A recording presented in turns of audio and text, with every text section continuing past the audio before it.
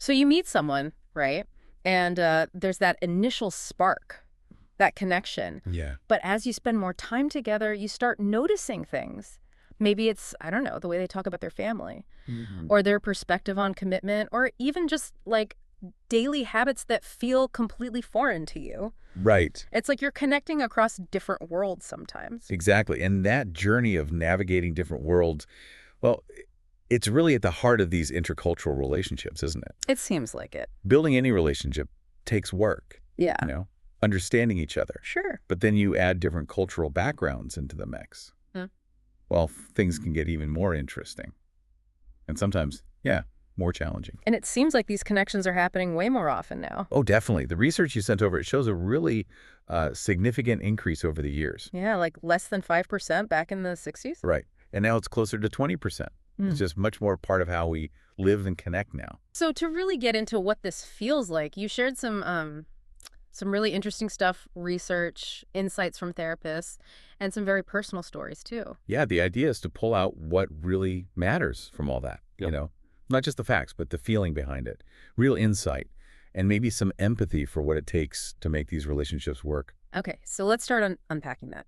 I guess to really get the challenges, we first need to see how deeply culture shapes our ideas about relationships in the first place. That's crucial. It's like you're wearing these cultural glasses and you often don't even realize it. Right. And one big idea the sources bring up is this difference between individualist and collectivist cultures. Okay. So in individualist places, maybe like the US, the focus is often more on like personal happiness, being your own person, equality within the relationship itself. And talking things out directly. Yeah, direct talk is usually valued. Yeah. But then you shift to more collectivist cultures. You find this in parts of Asia, the Middle East, Latin America, Hmm. and the emphasis is much more on the group, you know, harmony, fitting in, and especially those strong family ties.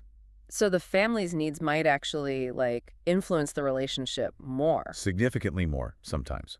Individual desires might take a back seat to what's seen as best for the family or the community. Wow. Okay, so that's not just theory, that plays out in real life. Absolutely. It affects everything from marriage expectations to just everyday choices. And linked to this is how people communicate. Yeah. High context versus low context. Yeah, exactly. High context cultures, maybe like Japan, rely a lot on what's not said. Subtle cues, body language, shared understanding. You kind of have to read between the lines. Okay. Whereas low context, like the US or Germany, maybe. You say what you mean. Clarity, being explicit, that's what's important. It's so easy to see how just that difference could cause huge misunderstandings, even if you speak the same language perfectly. Oh, totally. Just interpreting the way someone talks or doesn't talk. So let's dig into some of the specific hurdles that the sources kept bringing up for couples, the real pressure points. Yeah, let's do that. And maybe the biggest one, the one that came up again and again in the research you shared, is family. Family stuff. Right. Yeah. It said intercultural couples report, like significantly more problems with relatives. They do, much more than couples from similar backgrounds. And this pressure, well, it shows up in different ways. Like what? Well, the big one is pressure to marry someone from the same culture or religion. That's huge. I can imagine. We saw examples in the sources of families just outright disapproving. Or sometimes it's more subtle, like blaming the partner from the other culture for things they don't like. Oh, wow. Like if a grandchild comes out as gay, they blame the partner's influence. Exactly that kind of thing. And that lack of family support, or worse, active friction, it puts serious strain on the couple. It really does. And it's also about boundaries, right? Like how involved family should be. Totally. What feels like normal, supportive closeness in one culture. Can feel like a total invasion of privacy in another. Precisely. The sources talked about that contrast the Western idea of kind of loosening family ties a bit after marriage versus, say, a non-Western focus where allegiance to the family history stays really central. Okay, so beyond family, what about just talking, communicating feelings? Ah, yes, that's another complex layer. The sources really get into how cultures shape not just if we talk about feelings, but how we express them, maybe even how we experience them. This was really interesting. It's not just about, language barriers, though obviously those can exist. Right, it's the style. Yeah, the style. Like in the US, there's this big emphasis on talking directly. Yeah. Tell me how you feel. Very much so. But in some other cultures, maybe Filipino or Chinese examples were mentioned, feelings might be shown more through actions, taking care of someone, doing things for them. And talking about feelings directly might feel awkward or even rude. It can feel unfamiliar, yeah, or like you're putting someone on the spot. Mm. Emotions might be implied, understood, Yep. but not necessarily spelled out explicitly. Pushing for that direct talk might not land well. And the sources pointed out something really fundamental, that the actual definition of love can vary. That's a big one. Hmm. Passion, romance, that seems pretty universal. But the idea that your spouse should also be your best friend, Which is super common in the U.S. very common.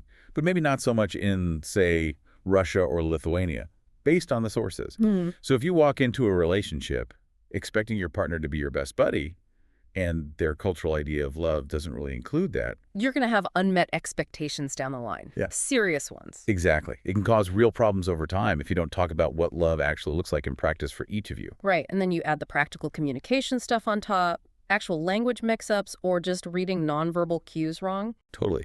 You know, what seems warm and outgoing in one culture might look kind of cold or reserved in another, just based on body language or facial expressions. Easy to misread. Okay, so we have family, communication styles, defining love. What about just core expectations? Worldviews clashing. Yeah, that definitely came up. How relationships should work day to day, what the milestones are. That personal story, the American woman dating the Indian man, that really showed this, didn't it? It did. His parents not being keen was part of it, sure. But it was also about the process of dating itself, how fast things should move. Right. His background maybe had different ideas about progression, perhaps moving towards marriage sooner, with the deep getting to know you happening more after the commitment. Compared to a longer, more drawn-out dating phase first. Exactly. Different blueprints for how it's supposed to go. And this stuff spills into everything, doesn't it? Like gender roles. Oh, yeah. Sharing responsibilities, who does what around the house, how finances are managed, how you plan to raise kids. Even tiny things. I remember the source mentioning food preferences, or that Reddit thread about wearing shoes inside the house. Yes. Those seemingly small things can become daily friction points if you're not expecting them or talking about them. That Reddit thread also had some fascinating bits about dating itself, like the American talking stage. Right. Or defining things by basis. Apparently that just sounds bizarre and kind of clinical. People from cultures where dating just sort of happens more naturally if there's a spark. Yeah, less defined stages, and the idea of dating multiple people at once. Totally alien in some places where the norm is you focus on one person if you're interested. These are huge assumptions we don't even realize we have. Okay, and then there's the outside world, dealing with other people's reactions. Yes, the external pressures. The sources brought up that danger of a single story idea. From Chimamanda Ngozi Adichie. Right. How stereotypes are just incomplete pictures. They flatten people out, make their culture seem simple or less than. It makes it harder to see the actual person, the complexity. Exactly. And you see less equality in the dynamic, potentially.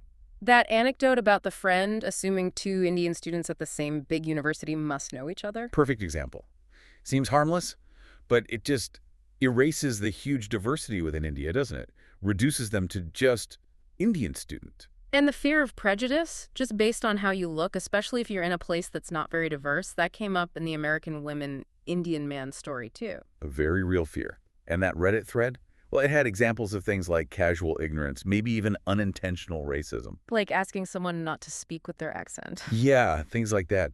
These external things, they add another layer of stress that intercultural couples often have to navigate together. So, gosh, listening to all these potential hurdles, family, communication, expectations, outside pressures, it could sound pretty daunting. It could. But this is where the sources, thankfully, shift focus. They look at how couples actually handle these things and the surprising upsides. Okay, good. Because it sounds tough. It is tough, but it's really encouraging. Despite talking about all these unique challenges, one study found that most couples felt these difficulties did not hurt their relationship satisfaction. Really? Yeah. In fact, many actually saw these challenges as chances to grow. They felt it brought them closer. Wow. Okay. That reframing is huge, so it's about how you approach it. It seems so. Having a learning-oriented, mutually collaborative stance, as one source put it, basically being willing to learn and work together. That makes sense. So what are the strategies? What did the sources say actually works? Well, a big first step, interestingly, is looking inward. Understanding your own cultural lens. Realizing your own biases and assumptions. Exactly. You often don't see them clearly until they bump up against someone else's different perspective. And then turning outwards. Learning about your partner's culture. Yes, actively. Not just reading a book, but showing real curiosity. trying food, going to events, and really importantly, engaging with their family, if possible. Like the American woman who visited India. Even though it was hard, it created a deeper connection. Precisely. It gave her an understanding of his world she couldn't have gotten any other way. It built intimacy. And communication. That has to be key. Non-negotiable, according to everything we looked at. Open, honest, explicit communication. Talking about your backgrounds, your expectations, finding ways to blend traditions or adapt, and doing it early on. Not waiting until it becomes a huge issue. Right. And there were specific tips, too. Focusing on being clear, maybe paraphrasing to check you understood, being direct even if it feels a bit unnatural. Active listening, too, I bet. Definitely. And trying to stay calm, be empathetic, see the issue from both sides, and then, crucially, finding solutions together, solutions that respect both backgrounds. Patience sounds pretty essential, too. And flexibility. Oh, hugely. Things take time. You have to be willing to adjust your expectations, adapt to new ways, and really accept each other's heritage, not criticize it. Yeah, that acceptance piece feels vital. And one source made a really insightful point about challenging your own privilege. How so? Being willing to acknowledge if you come from a more dominant culture and making the extra effort to understand your partner's background and viewpoint, not just expect them to adapt to yours. That requires real self-awareness. It does. And sometimes, if things feel really stuck, the sources mentioned that getting help from therapists or counselors who get the cultural stuff can be incredibly valuable. Yeah, having that neutral space with someone who understands the dynamics. Right. But ultimately, the consistent message was that the challenges themselves, they can actually be opportunities. Oh. They force deeper conversations. They build resilience when you get through them together, and they lead couples to consciously create their own unique way of being together. Like defining our norm. Exactly. Deciding together what traditions matter, what values you share, what kind of culture you want for your future family. It's a creative process. That's a really positive way to look at it. There was also that point about long distance. Well, yeah, that was interesting. Since long distance can sometimes be part of the deal with visas or family locations, Right. one person shared that navigating, that actually strengthened their bond. It forced them to connect differently, maybe more deeply through communication, and allowed space for individual growth too. So it's not easy. There are real pressures. Definitely not always easy. But the overwhelming feeling from the sources is that with the right approach, open hearts, learning, empathy, effort. Navigating these differences doesn't have to break a relationship. It can actually forge something stronger, deeper, more resilient, Yeah. because it's built on that hard-won mutual understanding. So wrapping this up then, the big picture seems to be that, yes, intercultural relationships face unique pressures, inside and out, no doubt. But they also hold this incredible potential for growth, for learning, for building this really unique shared world. Beautifully put. And the experiences, the research, it all points back to the same core things. Open communication, real empathy, being genuinely willing to learn from each other, and, consistently putting in that effort together. That's what turns the differences from roadblocks into, well, opportunities for deeper connection. Exactly. Those are the keys. So thinking about all this, maybe a question for you listening to reflect on is, how does your own cultural background, your own cultural glasses shape how you approach relationships, even if your partner is from a similar background? That's a great question. We all have a cultural lens. We do. And what can we maybe all learn about empathy and patience and communication from the stories of people who are navigating these really rich, sometimes complex connections? Maybe just thinking about embracing different perspectives in love and, well, in life generally. How could that enrich things for you?